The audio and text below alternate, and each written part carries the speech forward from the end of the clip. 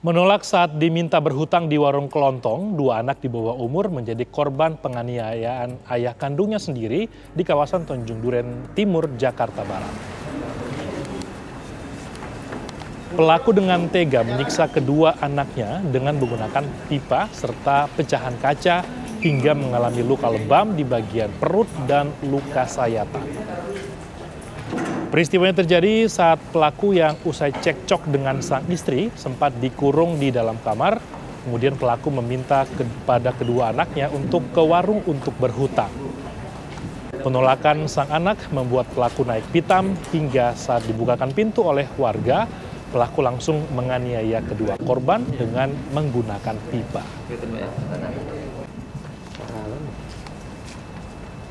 Assalamualaikum, Jakarta Barat. Selamat siang Pak Kapolsek. Ya, untuk mengetahui informasi terkini kita sudah terhubung dengan Kapolsek Tanjung Duren dengan Kompol Muharram Wibisono. Selamat sore Pak Kapolsek. Selamat sore Pak Imron. Pak Kapolsek, mungkin bisa dijelaskan lebih detail kronologisnya seperti apa dan apa sebenarnya alasan pelaku ini yang mendasari penganiayaan terhadap anaknya, Pak?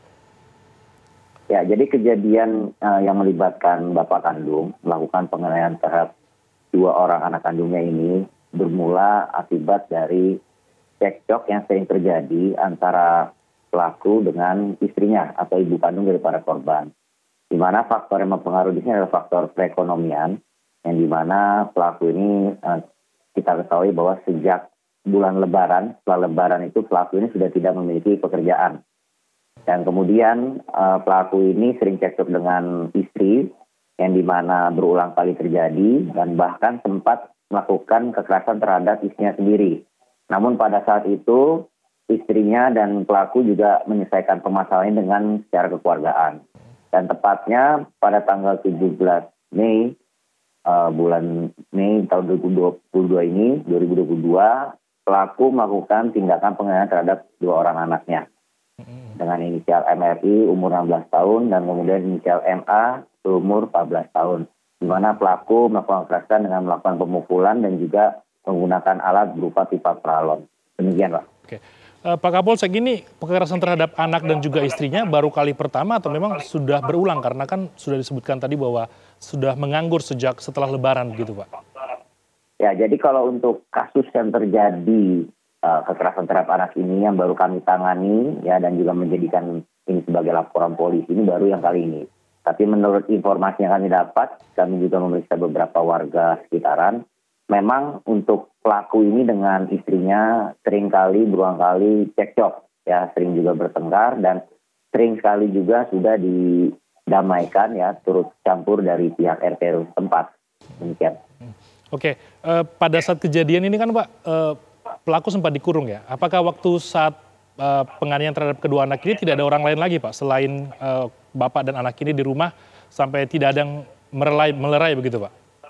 Ya, jadi informasi yang kami dapat juga keterangan dari pelaku ya menyatakan bahwa sebelum kejadian terjadi yang bersangkutan dikurung ya di ruang atas rumahnya yang berlantai 2, di mana dikurung kurang lebih selama 3 hari ya, di mana pada saat itu juga pelaku tidak mendapat makan. Nah, kemudian pelaku itu meminta tolong kepada dua anak ini yang menjadi korban untuk membelikan makanan di warung dan juga rokok. Namun karena pelaku ini tidak memiliki uang, pelaku ini menyuruh anaknya untuk berhutang. Nah, inilah yang membuat pelaku ini marah karena anaknya tidak menanggapi.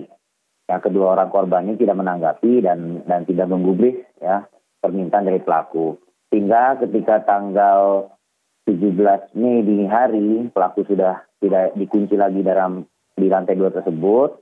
Pelaku masih memiliki rasa kesal terhadap istri dan juga anak-anaknya ini. Yang dimana pada dini hari tersebut memang yang berada di rumah adalah hanya anak-anaknya. Karena kebetulan dari istrinya sendiri sedang masih bekerja di luar, ya di suatu tempat rumah makan yang ada di Jakarta Utara. Nah, kemudian hanya ada kedua orang anak ini yang kemudian dijadikan sasaran emosi dari pelaku. Oke. Pelaku ini sebelumnya bekerja sebagai apa, Pak? Ya, jadi pelaku ini sebelum dia pengangguran seperti saat ini, dia sempat bekerja sebagai teknisi audio di suatu pertokoan di wilayah Cengkareng. Oke. Baik, terakhir Pak, ancaman hukuman kepada pelaku sedikit saja. Apa ancaman yang dikenakan kepada pelaku? Hingga saat ini yang diterapkan kepada pelaku adalah Pasal 44 Undang-Undang Republik Indonesia Nomor 23 Tahun 2004 tentang penghapusan kekerasan dalam rumah tangga, di mana ancaman hukumannya adalah maksimal 5 tahun yang bisa kita kenakan kepada pelaku. Demikian. Baik, terima kasih Kapolsek Tanjung Duren sudah bergabung bersama kami di sore hari di Rekam Perkara. Terima kasih banyak Bapak atas informasinya berkaitan dengan kasus ayah aniaya anak.